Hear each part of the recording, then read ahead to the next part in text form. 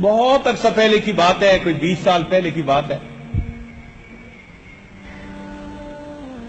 مجھے لاہور سے خنیوال کی طرف جانا تھا.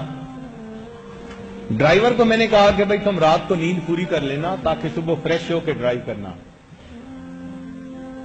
نئی گاڑی تھی، بڑی گاڑی تھی. پچھلی سیٹ پر میں بیٹھ گیا، کوئی فائل اپنی پڑھ رہا تھا. ڈرائیور ڈرائیونگ کر رہا تھا.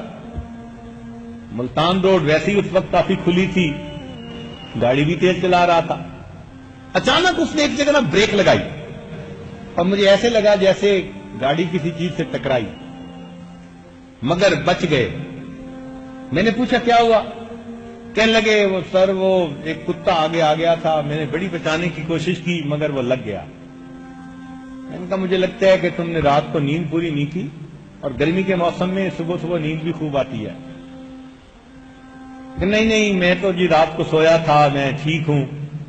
میں نے کہا نہیں ایسے کرو کہ جہاں آگے کوئی چائے والی جگہ ہے نا، تم گاڑی روکنا، میں تمہیں نا ایک ذرا ڈرائیور کپ چائے کا پلاتا ہوں تاکہ تمہاری آنکھیں کھلیں.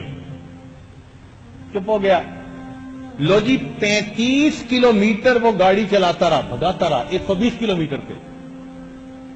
اور 35 میل کے بعد ایک ریسٹورانٹ آیا، وہاں اس نے گاڑی روکی. میں نے کہا جاؤ چائے کا کپ پیو.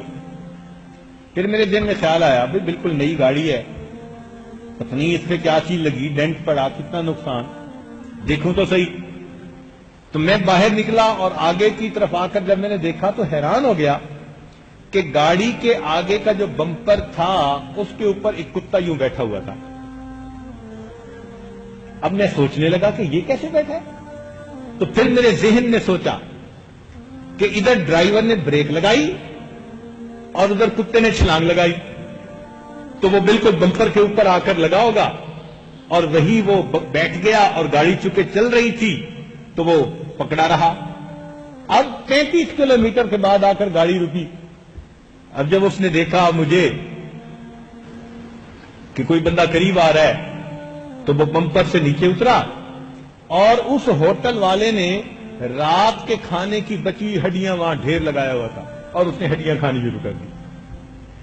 میں نے ڈرائیور کو کہا کہ مجھے بات سمجھ آ گئی، اصل میں اس کتے کا رزق 35 کلومیٹر دور اللہ نے رکھا ہوا تھا اور اس کو لفٹ کی ضرورت تھی، اور اللہ نے اس کو گاڑی پہ لفٹ عطا کر دی اور 35 کلومیٹر پہنچا کے اس کا رزق اللہ نے